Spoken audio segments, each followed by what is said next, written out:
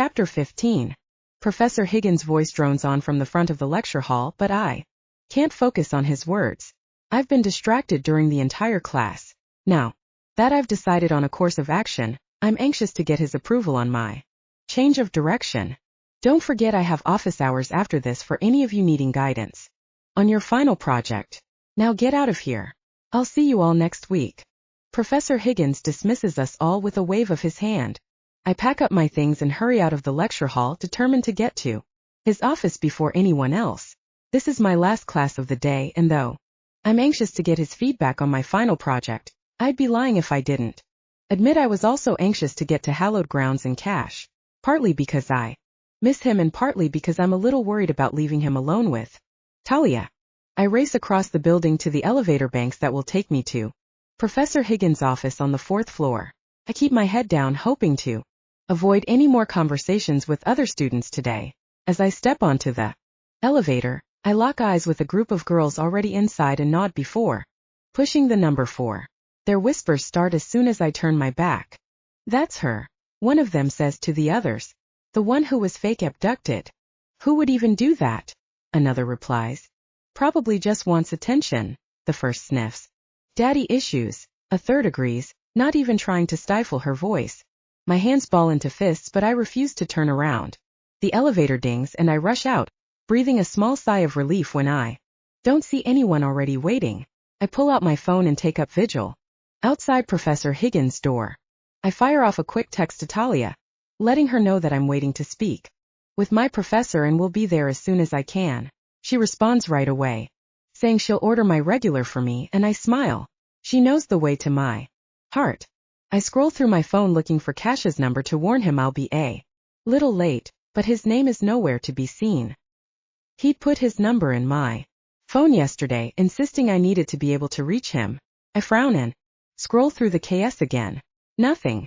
Maybe he put it under another name? Scroll through my contacts and laugh when I find it. Me, you think pretty highly of yourself, don't you? My sexy ass mate. I have no idea what you're talking about. Can't stop thinking of me, I see. Me specifically, your sexy ass. Just letting you know I have a meeting with my professor, so I'm gonna be a little bit late. My sexy ass mate. I knew you were thinking of my ass. See you soon, Pepper. I laugh and shake my head as I pull up my Instagram next, biting my lip as I check my notifications. As always, there is a mix of support and vitriol on the video I posted this morning, but my numbers are up. I'm surprised to see that I've actually more than gained back my following. It's the first time since I started this mess that I've actually raised my numbers beyond my original follower count, and I can't help but smile. Miss Cartelli, how can I help you? Professor Higgins' voice startles me, and I jump to my feet. Hi, Professor. I actually was hoping to run something by you about my final project. The nerves in my voice are noticeable even to my ears, and my cheeks heat. Professor Higgins' kind hazel eyes soften. Yes, I suppose we would have some things to discuss. Come on in. Just give me a second to get settled. You beat me here, so I haven't had time to get caught up yet, he says, unlocking his door and ushering me in. I stare around his office, taking everything in. Professor Higgins is actually the hot professor around campus. He's young, maybe in his early 30s, with jet black hair and a chiseled jaw. He's always wearing t-shirts with horrible puns or old bands under his blazer like he can't force himself to completely conform to the role of professor, but most of all, he's just cool. The framed picture of him on his motorcycle hanging next to his doctorate just proves my point. So, if the rumors are to be believed, you've been creating quite a stir around campus, he says, hanging his blazer on a hook by the door before crossing back to his desk and settling in his chair. My mouth falls open and I groan. Of course he's heard the rumors. Cover my face with my hands and mumble, "Ugh, kill me now." He chuckles. Why don't you just tell me your side of what happened? My face is red when I meet his eyes. They hold a hint of amusement, but they're kind. He's not judging me, so I launch into my story and explain, haltingly, as much as I can about how I got here, leaving out the part about werewolves being actually real, and what I want to do about it. Well, it seems like you have a solid plan in place, Miss Cartelli. No, gross. Please call me Romy. He chuckles. Very well, Romy. I do want to caution you, though. Think it's Admirable that you're testing the no publicity is bad publicity angle, but you need to have a backup plan in place. Taking this angle will give you a little bit of a lesson in PR. If you let the situation spin too far out of hand, you won't be able to recover, no matter how clever you are. He temples his fingers under his chin and tilts his head, taking me in. It's odd to see him so serious, considering he's currently wearing a t-shirt that says social media made me do it. I understand, I tell him. Good. I would hate to fail you. This takes guts and I admire that. Just make sure you have a contingency plan in case this doesn't go the way you're hoping. It will. As we near the end of the year, gauge your following. Give yourself time to bail out and try a new strategy. Don't be so devoted to making this work that you fail out of stubbornness. To be successful in social media, you have to be adaptable. I blow out a breath, nodding my agreement. Thank you, Professor Higgins. That was actually really helpful, I say, standing to shake his hand. He smiles and a dimple pops in his cheek. Good luck, Romy. I'm rooting for you. You and me both, buddy. The coffee shop is mostly empty by the time I arrive. A slow window between afternoon caffeinators and the dinner rush. Our regular booth is empty, too. And for a second I wonder if I've been stood up. But then a familiar voice rings out and I turn and spot Talia, Anna, Brody, and Cash at a table by the window. We've outgrown our booth, I realize as I do a quick count of our group. You made it, Anna says with a smile. But I don't miss the tension in her eyes and the way Brody's grip on her hand tightens until his knuckles are white. What did I miss? I ask, frowning. This. Talia slides a coffee toward me along with the flyer. I drop into the empty chair beside Cash. His hand wraps around my thigh in a quick squeeze as I look down at the flyer. It's Danielle, I say, noting the photo before reading the words printed. They're holding a vigil for her tonight, Anna says quietly. That's nice, I say, the lie bitter in my own mouth. She's alive, I want to tell them. But Cash's hand on my thigh reminds me. What's at stake? And not just for Danielle. What's the problem? Ask, looking back and forth between their sour faces. Cash doesn't think you should go. He says it's not safe, Talia says. Her expression is impossible to read, but Brody glowers. We'll all be there together, he says. Of course it'll be safe. They still haven't caught the people who took Danielle, Cash says, and it takes me a minute to realize he doesn't mean his own pack. He means who ordered the bite in the first place. There's safety in numbers, Anna says, but she sounds nervous. There's also mob mentality, Talia points out. Her expression softens as she looks at me. A lot of them are angry because they think you faked an abduction for the spotlight. Anna winces. Beside her, Brody is staring at his phone in his lap. I swing back to Talia, who watches me with concern. The memory of the whispers in the elevator make it hard to deny her point. This is ridiculous, I say. It's not like they're going to attack me at a vigil. I'm not going to take that chance, Cash growls. Brody looks ready to launch himself across the table. I reach for Cash, but his phone rings and he picks it up immediately. What? He demands. A second later, his mouth thins and he says, I'll be there. Then he ends the call. What is it? I ask. He avoids my eyes. That was Lynch. I have to go. He's up and out of his chair before I can respond, and I jump up after him, following him out the door and onto the sidewalk. What did he say? I ask. He has a lead on Danielle's attackers, Cash says, and my eyes widen. Let me grab my stuff and I'll come with you. I start for the door, but Cash stops me. It's too dangerous, Pepper. I need to know you're safe or I'll never be able to focus on anything else. He reaches for me, pulling me against him in a quick embrace. Can feel the others watching us through the glass, but I don't care. My heart pounds at the idea of Cash walking into anything dangerous. Fine, but that goes both ways, I say against his chest. He pulls back to look down at me curiously. You have to be careful too. His mouth curves. Deal. But then his expression clouds and he glances over my shoulder to the others waiting inside. And that includes the vigil, Romy. Cash, you're being paranoid. There's no way anyone's going to make a move in such a large crowd. Humor me, he says. And when he kisses me, my knees wobble just enough that I hear myself saying, all right, you win. His grin is fleeting and overshadowed by the urgency behind his eyes. I'll swing by after I'm done. And if there's time, we'll go to the vigil together. I kiss him one last time. See you then. Chapter 16. Talia and Anna rally behind my plans to lay low, and by midnight we're already past tipsy and headed straight for Sloshed. Cash has texted 4 times to check in, and each time I assure him I'm safe and sound at home with my girls. In fact, I'm relieved to have missed the vigil, especially when Talia runs to the store and returns with a bag full of familiar ingredients. It's not a girls' night without midnight kisses, she declares as she starts mixing the vodka with the champagne. I'll cut the oranges, Anna says, and hunts down a knife and a cutting board. You sure Brody's not going to have a conniption without you attached to his side tonight? I can't help but ask. He wasn't happy that I opted to stay in, Anna admits. Her cheeks flush, and I can tell she doesn't want to admit to Brody's asinine behavior. But he'll be fine without me for a while. Damn right he will. Talia hands over a drink. Anna takes it, drops in the orange, and then holds it out to me. First one's yours. Thanks. I wait until all 3 of us have a full glass right down to the matching sugar rims. Then I lift mine toward theirs in a toast. Here's to midnight kisses between besties. I say, a rush of emotion following my words. Thanks for avoiding the masses with me tonight. Nowhere else I want to be, Talia says, clinking her cup against mine. And no one else I'd rather be with, Anna adds, her smile tight and pointed. Talia and I exchange a look, complete with raised brows. But we both clink her glass and drink without another word. Time for some tunes, Talia announces after the first sip. We follow her into the living room and settle in. I take a spot on the floor, in front of the coffee table, and Anna sinks down beside me. A second later, dance music floods the room, and Talia joins us on the carpet. Okay, time to catch up, Talia says, and I tense. I'll go first, Talia says when Anna and I both remain silent.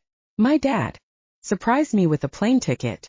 I'm supposed to spend the weekend by his side, whining and dining some new investor. She makes a face. Someone just kill me now. Anna's face pales. Talia's amusement fades and she winces. Bad choice of words? I snort. Anna sighs. I just want to stop worrying about walking alone to class. Her voice is heavy with exhaustion, and I notice the dark circles underneath her eyes. Anna, you know we'd never let anything happen to you, I say, grabbing her hand and squeezing reassuringly.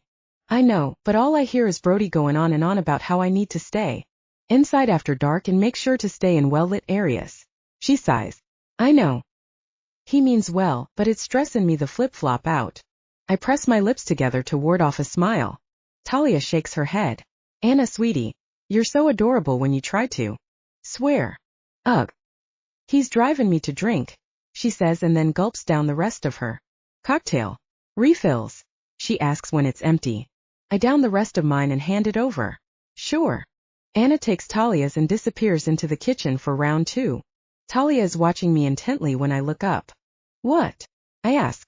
He likes you a lot. How do you know? I ask, but I can't stop the racing pulse now that she's brought it up. He's protective, and not in the same dictator way that Brody is. He worries. My heart melts because if Talia's convinced, then it must be for real. Yeah. He makes me feel safe. Good. She jerks her chin toward the kitchen and lowers her voice. Because Brody makes me feel like committing murder. I nod. Intervention. Talia bites her lip, then finally shakes her head. Not yet, she says, and I can hear Anna headed back this way. Soon, she adds just as Anna reappears, with 3 drinks full to the sugary rim. Who wants to play Would You Ever? Anna asks. Talia winks at me, and I have to smother a laugh as the unasked question passes between us. I know what we're both thinking. Would Anna ever let us drown Brody in a pool of his own ego? Before Anna can notice, the song changes and Talia's face lights up. Hold that thought, I tell Anna, setting my drink aside and jumping up. First we dance. Then we play. Anna is more than happy to comply. 2 hours later, the music has gone softer, and we're all spread out around the coffee table. Anna's pants are gone, and she's in a tank in her panties. Talia's in boy shorts and a sports bra, and I'm in a pair of boxers in my bra. Midnight kisses are the best, Anna says sleepily. Talia snorts. They're the only kisses I'm getting right now. I sit up as a thought pops into my dizzy head. Hey guys, if I married a werewolf, would you still come to my wedding? Talia groans and leans forward to squint at me in the low light. Anna frowns in confusion. I thought we were past all the werewolf stuff. It's hypothetical, I say. Hypothetically, if you married a good guy, man or beast, I'd attend happily. Talia says. But if he's a douchebag dash, her gaze hardens and flicks to Anna. Then away again. I'd still attend, but I'd poison him at the reception. The reception? I laugh. You'd let me go through with the vows first? Of course, Talia says. Better an inheriting widow than a jilted fiancé. Anna gasps. I take one look at her scandalized expression and dissolve into laughter. Y'all are terrible, she hiccups. We're practical, Talia corrects. A girl's gotta have a backup plan. Her words sober me a little, and I think of Cash and our agreement to turn me into a werewolf when this is all over. It's the plan. The only plan. And one that might not include any more nights like this. Will I still be able to have midnight kisses with my friends when I'm a beast? The alcohol in me counteracts my panic, and the words tumble out even before I can fully think them through.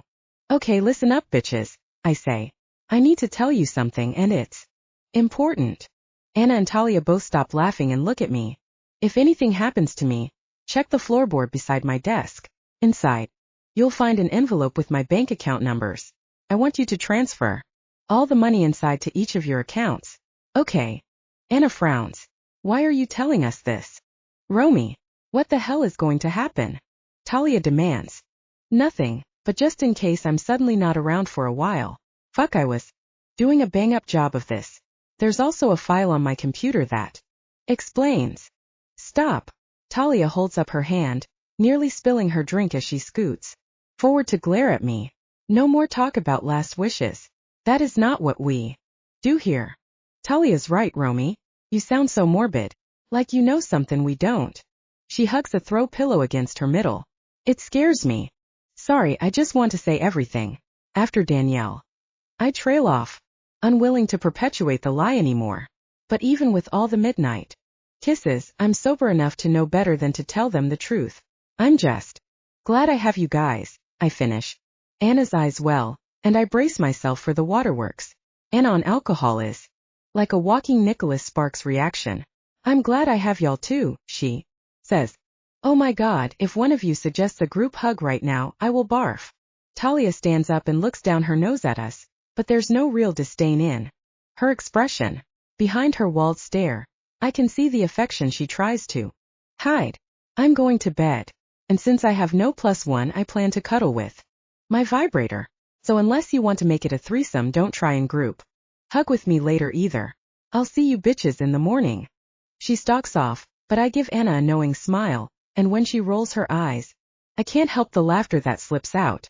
I saw that, Talia calls back from the hall. A second later her door shuts, and it's several minutes before I can breathe again. Finally, Anna and I stumble to bed too.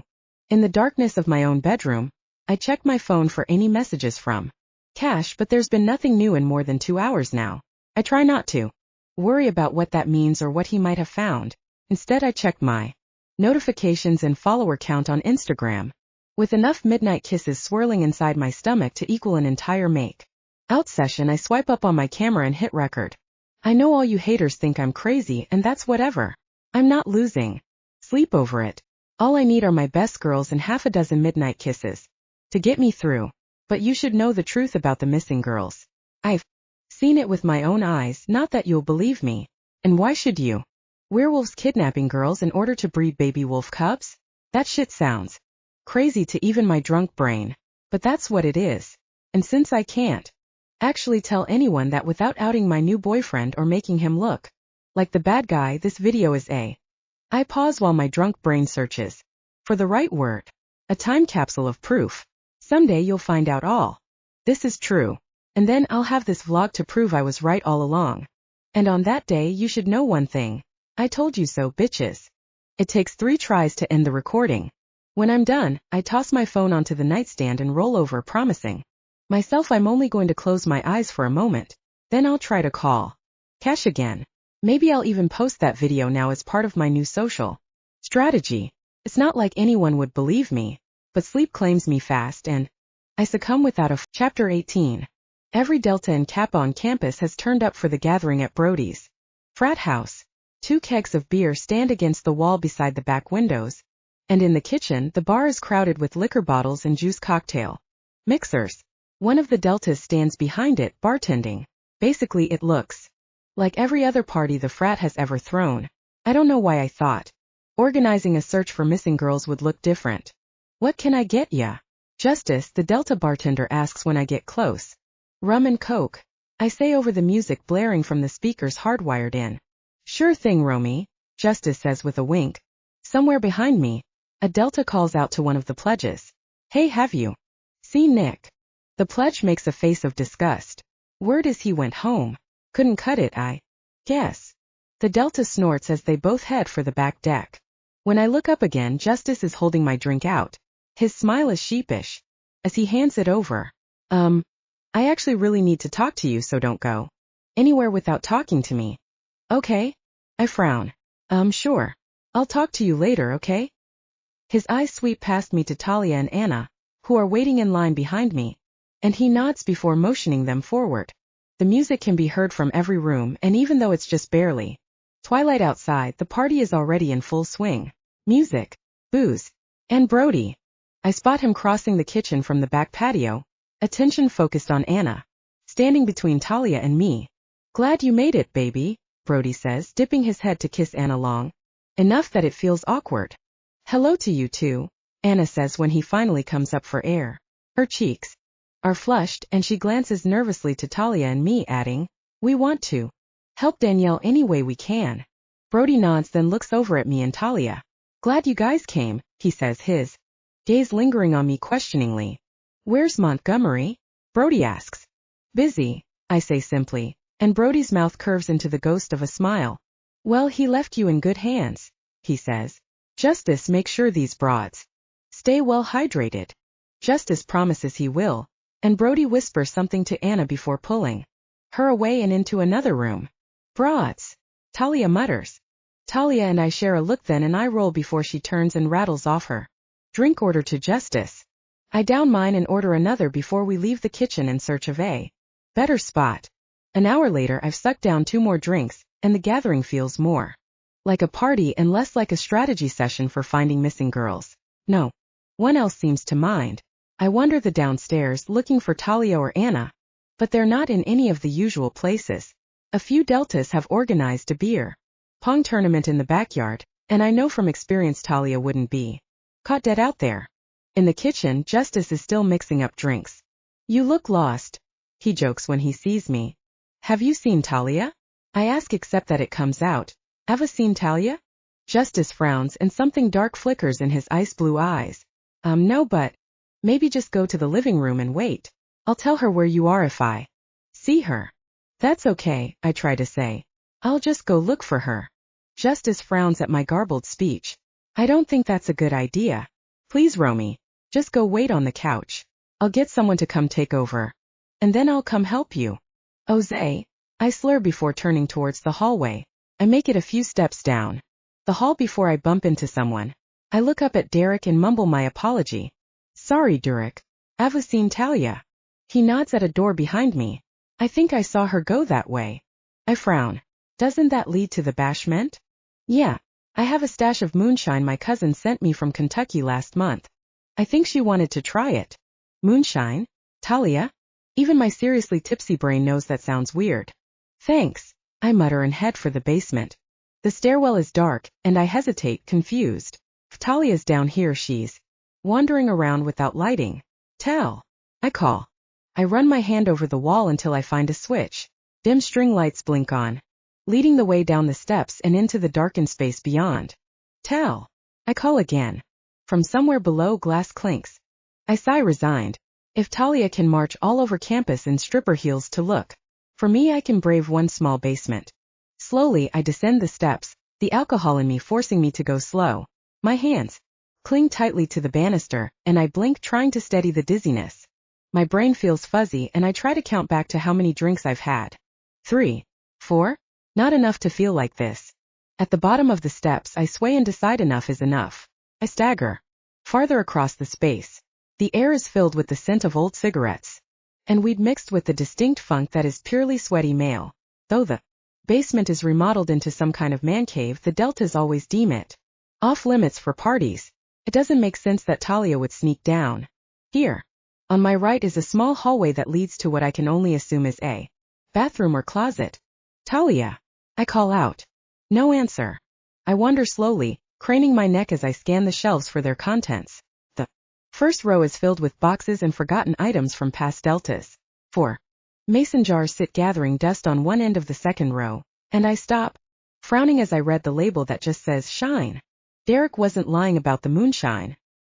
He was, however, wrong about Talia coming to find it.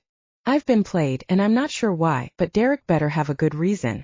When I get back to the kitchen, my phone dings with a text and I pause long enough to pull it out. It's from Cash. I snort as I read his name, which he's changed yet again, and now reads, best sex I've ever had. I know who ordered the attack on Danielle. Stay where you are. I'm coming to get you. Holy shit. For real? Me who? I send a quick reply, then tuck my phone away again. I'm just about to turn for the stairs when a noise freezes me in place. From somewhere among the shelves and junk, a shoe scrapes against the cement floor. Tal. I call, but my heart pounds with the certainty that Talia's not the one slinking around down here. Fuck. What had Cash said? To stay with the girls. I need to get my ass upstairs. Something feels very wrong. The air moves behind me, lifting the hairs on the back of my neck. Out of the corner of my eye, something swings out. A bat? I jump back, but not in time. The blunt end connects with my head, and pain explodes inside my skull. For a split second, a familiar face swims into view, and rage has me gritting my teeth against the intense pain. But then dizziness washes over me and my knees buckle. Blackness edges into my vision, blotting out the face, the bat, and everything else. I waver until a moment later consciousness is stolen, and I slide toward the floor as everything goes dark. The end for now. Shoutouts from Heather. I'd like to thank the Academy. Wait. Wrong speech. Refolds the paper and returns it to her bra. Seriously though, I want to thank a boatload of weirdos for supporting this book, baby. First, my adorable family who couldn't take a serious photo if their life depended on it. I love you guys, and I really appreciate how well you put up with my manic genius personality, like it's no big deal or that I'm normal or something. I love you all. To the Shade Squad who supports literally everything I do, even the awkward live videos and all the shady secrets I keep from them. You are all shady sisters from different misters, and I couldn't do it without you. To all the early readers on this book, and there were many, thank you for putting in your time and offering us your feedback. It meant so much. Even the text messages cussing me out are appreciated, because isn't great fiction supposed to give you an emotional response? If so, nail at it. To my ARC peeps who read and review like it's their job, I heart you. To Dawn, thanks for editing while you snorted laughter, and for being a fan of these characters right out of the gate. Your dedication to teaching me all the grammar is admirable, but also an effort in futility. I think we both know I'll need you forever. And finally, to Bam. Amber. The salt to my peppa. My emotional support animal. The soul sister of my heart. In the great words of Dr. Evil, you complete me. I think we both know I'd be lost without your jokes or your ability to turn off FB live streams that I've let run on and on for an hour after I've left my house. Let's get old together and still fuck shit up. And let's keep writing hilarious books together that make us laugh until we pee. Until next time, mother truckers. Shoutouts from Bam. This is probably the closest I'll ever get to a Grammy Award speech, so here it goes. First, it's against the law or something to not thank my family. So thanks to the weirdos who share DNA with me or are forced to put up with me forever. Because I slept with your relative. You guys put up with a lot of my weird, bookish things when all you want is new pics of the kids. Even though none of you actually read Paranormal Romance. Wait, never mind. Forget them. They'll never see this. In the off chance one of you does see this, surprise, I wrote a book. To my book boos, I am so lucky to have found you somewhere along my reading list. You always support whatever new weird endeavor I try, and I can't thank you enough for that. To the Bomb Squad, thank you for just being my people. I'm not sure how I convinced all of you to be friends with me, but hopefully whatever crazy pills you took are long-lasting. Thanks for being my tribe. Big thanks to Lissa, Jackie, Roxanne, and Dawn for all you did to help polish this book up. Your tiresome work and unending enthusiasm means the world to me. You gals are the tits. To Mega, Jock, and Heather, thank you so much for always being around to fangirl for me. You're always the first to offer a helping hand or words of encouragement. You ladies make me feel like I can do anything. Your love and support is a rarity in this world, and I couldn't be happier that our lives crossed paths. For this one, I'm breaking out my nerd card. To my third grade English teacher, Mrs. Higgins, you were the first person to encourage my love of writing. That carried me through my life when I met people like Dr. and Mrs. Van who told me I could do whatever I put my mind to. The three of you helped shape so much of who I am, even if I was just another face in the sea of students you taught. Over the years, the lessons the three of you taught me have stuck with me for my entire life. Thank you for seeing something in me that I wasn't able to see myself and knowing exactly how to foster it and make it grow. Not a day goes by that I don't think of you. And finally, to my co-author and soul sister, Heather, I can't even with you. Thank you so much for talking me down from one ledge and encouraging me to jump off another. You are the Yoda to my Skywalker. If this book never sold a single copy, I would still be so proud of the crazy world we have put together. Writing with you, much like any time we're together, is so much fun. Thanks for vibing with me. That's what she said. Sorry guys. I apologize to any of you who actually made it through this mess. You're the real MVPs.